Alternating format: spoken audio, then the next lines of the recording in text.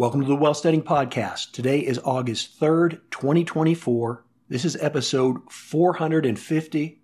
I'm your host, John Pugliano. I'm also the founder and money manager at investablewealth.com. Well, the markets are in turmoil. Everyone's taking cover, running for fear. In this episode, it's going to be a quick one because I'm pressed for time. But it's been about a month since I've done one, and exactly what's happening in the market is relevant to what I'm going to talk about today. But this is also one of those evergreen topics that you should come back and listen to from time to time.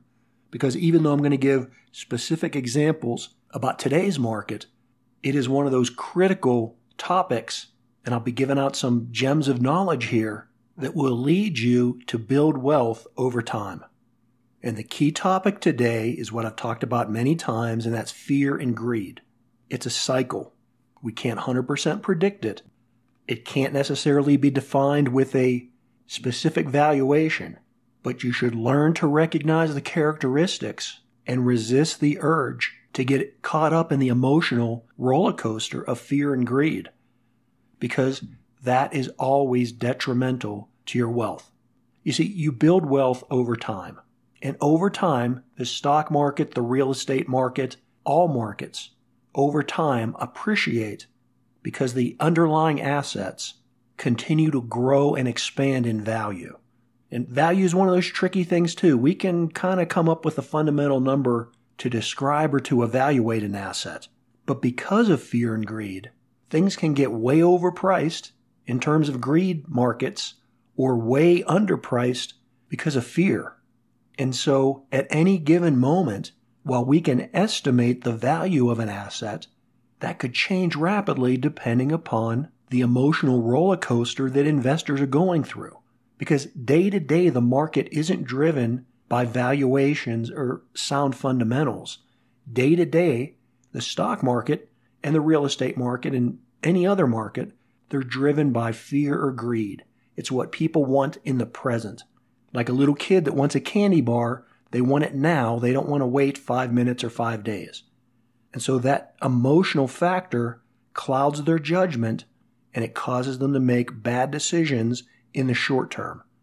And like I mentioned, we can't actually ever quantify exactly what fear and greed is. We can come up with some indicators, but we can never know when we've reached peak fear or peak greed. That's the bad news. The good news is that over time, fear and greed don't matter much. It is those fundamentals. It is the actual value of something that matters over time. And so when we're in periods like we're in right now, when all of a sudden bad news apparently comes out and the stock market starts to go down and people start screaming recession and the gloom and doomers come out of the woodwork predicting that everything's going to fall apart and collapse. The really interesting thing about the market that we're in right now is that literally almost from day to day, or certainly from week to week and month to month, we are going through these fear and greed cycles. I mean, you can pick up a news headline consistently over the last 7 or 8 months about how indices like the S&P 500 or the NASDAQ were hitting record highs day after day after day. And then all of a sudden the next day, oh my goodness, things are down 2 or 3%. The world's about to collapse. Oh, there's a rotation. People are going from tech into small cap. Oh, but then the next day, small caps are down 4% and everybody's rushing into bonds. You have to ignore all that and focus on the value that you are willing to invest in. Because again, we don't know short time where prices are going to go. We can make assumptions. We assess probabilities. Then we buy those assets, but we have to wait a month, a year, 2 years, whenever. Wealth is not built overnight. I was talking to somebody just the other day joking around that, I'm a 25-year overnight success. I joined the Marine Corps at 17. It was a long, long time after that I made my first $1 million.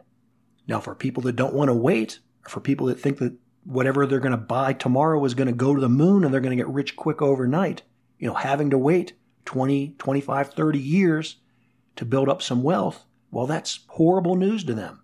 And I guess if you're 70 years old and maybe you don't have 20 years to go, then yeah, that is bad news.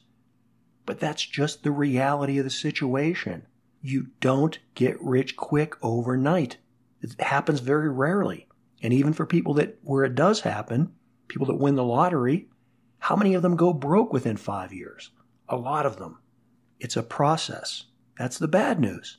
But again, the good news is that if you do that process, then you can build wealth. And while it may take you a long time to get to $1 million, guess what? That's the hardest million you'll ever make. That second million comes before you know it. That's one of the miracles of compounding interest and of being a good steward over your wealth. If you take care of it, it will take care of you. Your million will double to 2 million. And if you continue those same things that you did to get there, it'll double again to 4 million. But I digress. In any case, what's going on in the market right now doesn't surprise me. And I've been structuring my portfolio for a long time to deal with an event like this. And for now, there's nothing in the market that I see that concerns me. I don't think we have the same critical factors going on with the likelihood of a recession like we did in 2003. I think the economic as well as the political situations are much different. And that's one of the reasons I've been adding a lot of stocks to my portfolio lately. And you say, well, wait a minute, John, if you were thinking that the market was going to go down, why are you adding stocks? Well, let's go back to an episode I did in late March of this year. I talked about thinking beyond money market funds. And I said that I was thinking about getting into the stock market. Because up to that point, I had been primarily in cash, had a lot of cash. And I did that because I thought there were still a lot of uncertainties with the market, not so much in 2024, but through 2023, I really thought that the Federal Reserve, with their active raising of the interest rates like they did, that they very much purposely wanted to create a recession to just in general cool off the economy, but specifically to address the large increases in wages. You know, people get all upset and worried about recessions, but if you go back and look through history, for the most part, unless there's some really unpredicted black swan event or some type of an external, unforeseen act of nature or, a war spurs up that no one anticipated, most recessions are self-inflicted. They occur specifically because the Federal Reserve raises interest rates to create the recession so that you can have a slowdown to put a cap on inflation, let the market stabilize, and then regrow from there. The Federal Reserve specifically intervenes in the economy to try and impact that business cycle. Now, I'm not saying whether I agree or disagree with that, that they should do that. I'm just saying that that's what they do. And that's very much why I thought they wanted a planned recession during 2023, but the underlying economy was actually too strong. So even with interest rates at 23-year highs, we didn't go into a recession. That's one of the reasons now that I think that we are not going to necessarily go into a recession anytime soon, at least not a long protracted one, because the underlying economy in terms of the United States and North America has a lot going for it right now. I don't have time in this episode to talk about it. You've heard me talk about these things in the past, and for those of you that disagree with me, well, nothing I say is going to change your mind, so I'm not even going to try. But there are demographic factors, there are geopolitical factors, and there are technology factors, among others, that are building a foundation under the North American economy. Doesn't mean unemployment won't go up, doesn't mean stock prices won't go down. It doesn't mean that a unexpected black swan event or some type of a war, like if China invades Taiwan, that wouldn't throw a monkey wrench into things. But broadly speaking, despite all the bad news you hear, the U.S. economy is on about as sound a footing as it's been in the last 50 years. And for all you political people out there, it has nothing to do with Biden and his policies that he's put into place over the last 3 years. It has nothing to do with the policies that Trump put in during his 4 years. And regardless of who gets elected to be president in November, it won't have anything to do with them either. The U.S. economy is too big and too complex to solely be dependent on one president. The biggest takeaway I want you to have right now, even to the extent that a president can impact the national economy, it has no impact on you. And if it does, you need to reassess how you're living your life so that it doesn't. I digress. In March of this year, economic factors had come together to the point where, while I thought that there was way too much enthusiasm in all the artificial intelligence and the semiconductor chip manufacturers, I thought that was overblown. Not because I don't believe in the technology, not because I don't think that those companies will continue to grow and make money. I just thought that the enthusiasm was getting way too high, specifically on individual names of certain companies. But even though I thought that, I didn't necessarily think the greed end of the fear and greed cycle had peaked or even come anywhere near a peak. In fact, I don't think it ever did. Hasn't yet. And this is an important thing to think about. I love to use the phrase irrational exuberance. That was coined by the then Fed chairman, Alan Greenspan. And he used that to describe the dot-com bubble. And he was absolutely right. And again, I love using that phrase, irrational exuberance. But you have to step back and take that in context too. Because even though Alan Greenspan was absolutely right in calling out the dot-com bubble, specifically when he coined that phrase, it was in December of 1996. If you took his advice and sold out of tech stocks at that point, you would have missed huge gains in the market, because even though he thought there was a bubble and it was irrational in December of 96, that bubble didn't pop until like the spring, summer of 2000. So you would have been 3 years early and you would have missed huge gains, like more than doubling your money.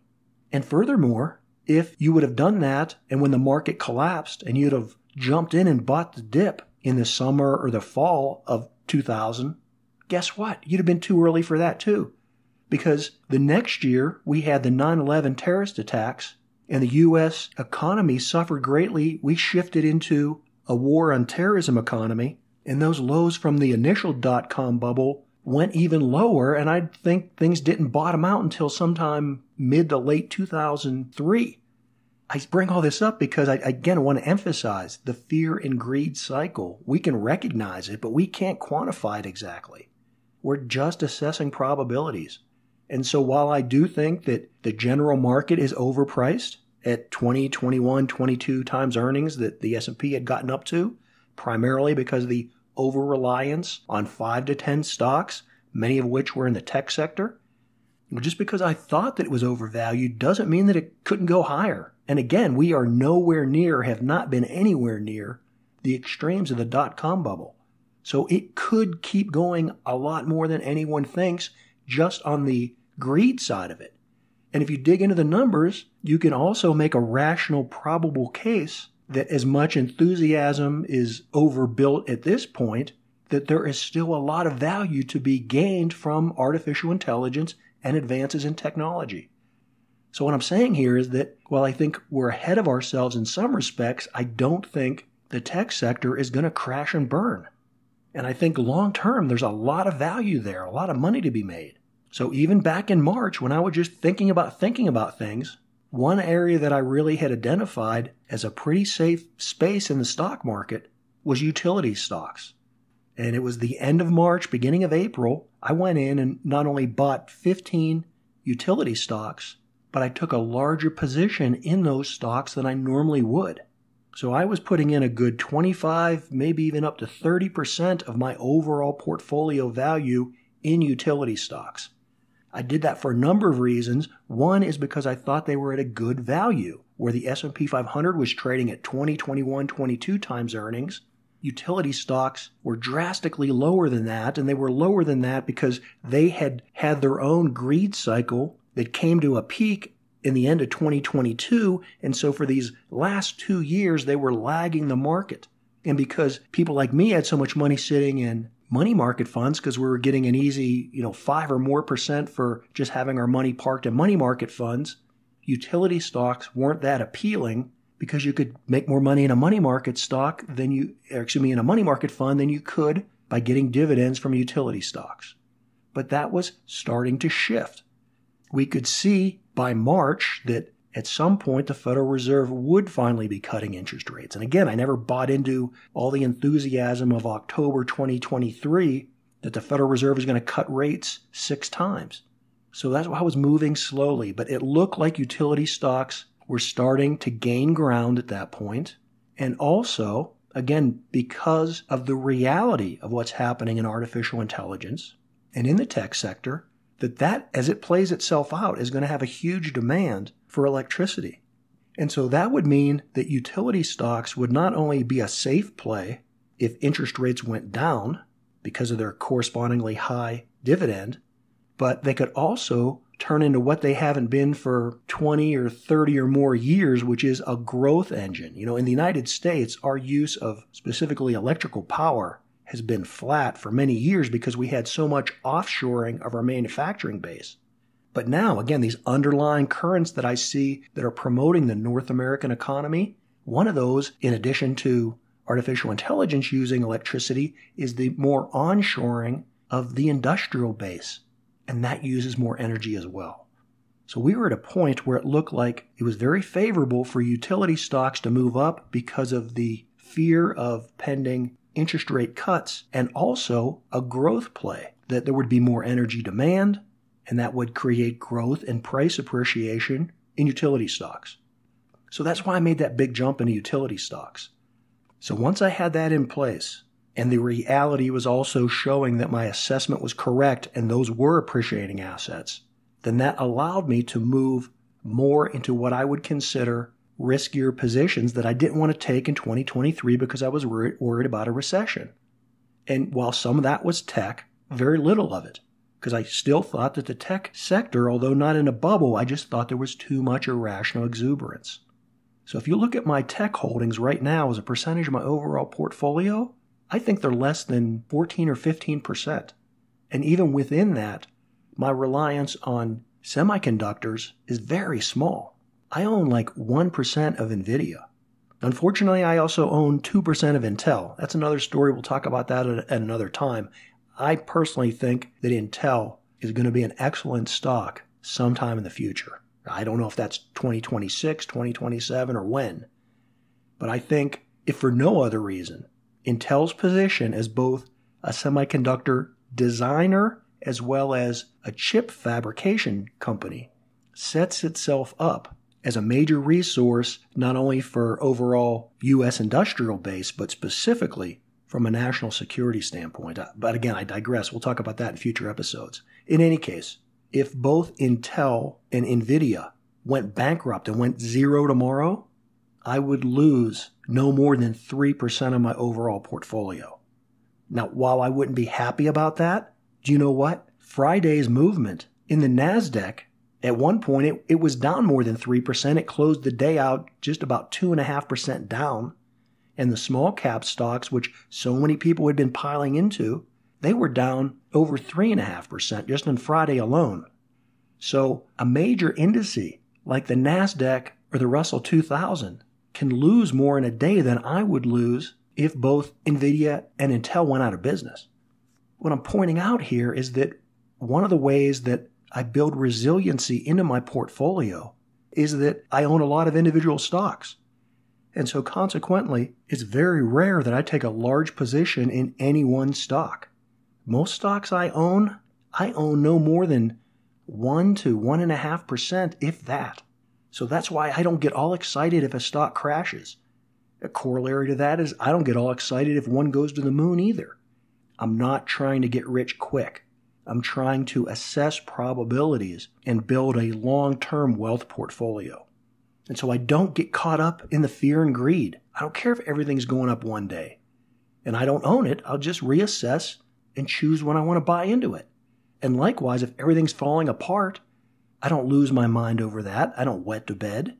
I simply reassess what I own and determine what's the most on sale, and I buy those things. And I know over time, whether it's a month or 2 months or 2 years, that because I'm owning good quality stocks, that my assets over time are appreciating. I don't worry about pinning it down on any particular day. Okay, so where was I? All right, yeah, so I over-concentrated and overweighted in utility stocks, and when my thesis that they were going to appreciate started to play out, that allowed me to take on additional risk. And so over the period of the last couple months, I've gone in and bought something like, 40, 50 stocks. Now, some of them have done okay. Some of them done really well. Others have been disasters. But again, if I'm only owning 1%, I don't care what they do day to day. What I'm trying to do is construct a long-term portfolio of owning good companies that I can buy at a reasonable price today. They're going to be worth more tomorrow. And I don't know exactly where the business cycle is going to go. I don't know to what extremes fear and greed is going to play into things. But as I go through and I look at companies that have growth-adjusted valuations, what I mean by that is that I don't want to just buy cheap stocks. They may be cheap for a reason. I'm willing to pay a premium for something if I think that it has the future growth to support that valuation. And so I very carefully go through and I look at the different sectors. And I look at those trends that I talked about, the geopolitical issues, the demographics, the advances in technology, all of which I believe are favoring North America, specifically North American infrastructure and North American productivity and North American reindustrialization. These are just not things that I woke up and thought about yesterday. If you go read the book that I wrote in 2016, the ultimate premise of that book that was written about robots and technology and automation, it was about the reshoring of industry to North America and specifically to the United States. That's a theme that I believe is long-term and isn't going to matter whether interest rates go up or down or whether the red team or the blue team take over the White House. These are just long-term trends. And so I want to invest in those. That's why I want to own, beyond utilities, I want to own energy companies, some of which I've owned since before the pandemic, and they've done extremely well. And again, those gains allowed me to take risks in other areas that haven't produced fruit yet. But like when you go plant a fruit tree or you plant a garden, you don't go dig up the seed right away to see if it's sprouting. It takes time. You have to water it. You have to nurture the soil, add nutrients. You have to do the same thing when you're building your wealth. And so over these past couple months, I've bought things from, industrial companies like railroads, chemical companies, uranium processing companies, beverage companies, packaging companies, companies involved in entertainment, pharmaceutical manufacturers, software companies. Just good, solid, what I consider quality companies that are priced reasonably and that are set up for long-term future growth. And even though my cash reserves have come down, I still have a big stockpile of cash. Much more than, on a percentage basis, even that Warren Buffett would have. Certainly more than Wall Street would recommend that you have. I'm sitting on a good 20 to 25% that's still comfortably invested in money market funds that have no risk of going down and are still paying a decent interest rate. And not only do I have that money available to deploy if the market goes down further, which I hope it does, and which incidentally I think it likely will, so I wouldn't run out and buy the dip tomorrow. Seasonally adjusted, the stock market from July to October is the worst time of the year. Now that doesn't necessarily mean that things are going to keep crashing till October, but I do have reason to believe that we're not at the bottom yet. The S&P 500 hasn't even come down 10%. But if it does, you can bet that I'll probably be taking that 20 to 25% cash that I have and buying good quality blue chip stocks that are on sale. And not only that cash money, but all those utility stocks that I bought that are up right now and that pay a great dividend, and while anything could happen, they could certainly go down. I do think that they were going to continue to be favored by the trends that are in place, and especially be favored as interest rates come down. And so to me, that's like money in the bank, but it's even better than money in the bank because it's appreciating and it's paying an above average interest rate. The 10-year Treasury is now trading below 3.8%. You go back a couple months ago and it was 4.5%. And you go back to the fourth quarter of last year and it was at 5%. So without the Federal Reserve even cutting interest rates, the market is already reducing rates on their own, just in expectations. And with the 10-year Treasury below 3.8, that means that before long, mortgage rates are going to be under 6. And that's going to spur the housing market. Again, this gets back to my underlying premise that the economy is not about to fall apart. Just look at the housing market. We are not in the situation we were in 2008. Now, elements of real estate may be, things like office space and brick and mortar retail space. Yeah, that's a disaster. I don't want to touch that. But single family homes are in a really good position right now, much better than they've been probably in the last 30 years. In 2008, we had a housing crisis because the market was overbuilt and people without money were encouraged to buy those houses, and eventually that fell apart. So we were not only left with too many houses, but we were left with people that not only couldn't afford to buy houses, they couldn't even afford to pay rent. Well, right now, single-family real estate is still short some 5 or 6 million units. The only thing that's put a curtailment on home prices going up was the fact that the Federal Reserve raised interest rates. And so mortgages are coming down, and the Federal Reserve hasn't even yet cut rates. And they will cut rates. It's that simple. They don't have to wait till September to cut rates if they don't want to.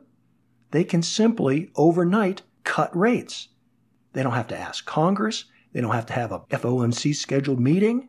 They don't have to do anything. And they can not only cut rates, but they can start expanding their balance sheet like they did back in 2008 and during the pandemic. The issue right now of why the economy is slowing down is not because there isn't demand or because we're short of raw materials or because we can't produce products. Those would be concerns. The reason the economy is slowing down now is because the Federal Reserve has raised rates to 23-year highs.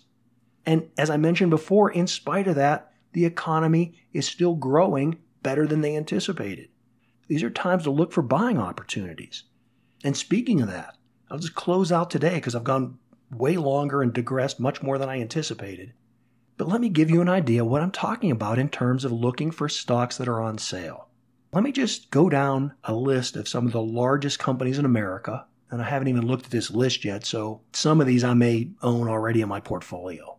My point is not to talk up my own book here. My point is to emphasize to you that as we go into the dog days of summer and we get into September and October, and there's going to be election uncertainty, and there could be a battle over whether they raise the debt ceiling for the federal government and, all the other nonsense and minutia that drive the day-to-day headlines, not to mention the war in the Middle East getting worse. I mean, these are all things that can happen over these next few months. But despite all that, there are really good quality companies that are available to be purchased. And so I have that cash reserve that I'm waiting to put into the market. I also have those utility stocks, which have appreciated and which I'm way over invested in. At this point, because they've gone up, the weighting in my portfolio is probably in excess of 30%. So I've got a lot of cash that I could raise by selling some or all of them. And then I also have an above average weighting in energy stocks like ExxonMobil and Chevron. And these are things that I've owned for 4 or 5 years. And I have huge gains in these stocks, all of which that I can sell and move into assets that I think are underappreciated because of the fear cycle. And so as people are fearful, that just makes me excited to look for opportunities, to look for things on sale. Like I go to Costco and I see something on sale. That's when I want to buy it. I don't want to buy it when it's full price. So here's 30 stocks. While I'm digressing here, I pulled up a list of primarily S&P 500 companies, but basically I just sorted this based on largest market capitalization, and I'm segregating these into different categories because when I talk about things being on sale, I specifically mean growth adjusted value like I talked about. But just to make things simple, something is generally on sale, again, just like it is at Costco. It's when it's 10% or maybe even 30% from its most recent high price. You go buy something in the store and it's normally has a manufacturer recommended price of $100. Well, you see it for $90 or $80 or $70 and you want to buy it. Same way with stocks. Just as a rule of thumb, when something's down 10 to 30%, that generally means it's on sale. So big companies that you've heard of right now as of today, Berkshire Hathaway, Home Depot, both down in excess of 10% from their recent high price of just a couple weeks ago. Another thing you can look at in addition to just price is moving averages. And the standard industry trends that most people look at are the 50-day moving average and the 200-day moving average. These big market cap companies that are not only more than 10% down from their recent price, but also are trading below their 50-day moving average. That would include companies like Broadcom, Bank of America, Google, Eli Lilly, Meta, Facebook, Microsoft, Netflix, Nvidia, Tesla, Taiwan Semiconductor. All those not only on sale from a price point, but also from a moving average standpoint. Let's see here. There's some other stocks that haven't dropped all the way down 10% in price, but they're still below their 50-day moving average, and that's excellent companies like you've heard of. Costco, JP Morgan, Oracle. Some other big companies that are better than even being down below their 50-day moving average, they're down below their 200-day moving average. That's Applied Materials, Advanced Micro Devices, ConocoPhillips, Cisco, Disney, Qualcomm, Toyota, Uber, all down below their 200-day moving average, which essentially means that had you been dollar cost averaging into these companies, you could still be buying them less today than if you've been dollar cost averaging all year. That's effectively what that means. But there's more. Let's see. ASML and Salesforce, both down 10% or more from the recent highs and down below their 200-day moving average. And there's even a trifecta. Here, you'll love these names. Amazon, Chevron, Merck. This is the triple trifecta. They're all down more than 10% from their 52-week high. They're trading below their 50-day moving average, and they're trading below their 200-day moving average. Now, I just gave you a list of 30 blue-chip, high-quality companies. Not one stock on that list do I think has a probability of anywhere near going bankrupt or going out of business or having their stock go to zero. And I think that all those stocks have a very high probability of not only not going bankrupt, but in the next year or 2 years of 3 years being much more valuable than they are today. And so over these coming weeks and maybe a couple months, as I see the market maybe come down and stabilize, or who knows, it could bounce back up this week, this upcoming week, because the fear and greed cycle is so unpredictable and extreme. But as I see any type of value opportunities coming into play, especially when it's growth adjusted value, then I'm going to take that 20-25% I have in cash, and I'm going to take that 30 or so percent I have invested in high quality utility companies, and I'm going to take that 10% or more that I have long-term profitably invested in energy and oil companies, and I'm going to turn that to cash, and I'm going to go in and I'm going to buy 15, 20, maybe 40 or 50 of these blue chip companies. And I'm not going to put any more than, say, 1 or 2, maybe at the extreme of 3% of my overall portfolio into any one company. And so I'll have an even more broadly diversified and resilient portfolio than I have right now. So I went way longer than I thought I was going to take. But the bottom line of this episode is to tell you, don't get caught up in the fear and greed cycle. Use it to your advantage. Use it to buy things that are on sale. Good quality companies that are going to appreciate in value and be worth a lot more in the future than they are today. Well, hey, that's all I have for today. So until the next time, as usual, this is John Pugliano wishing you the very best returns.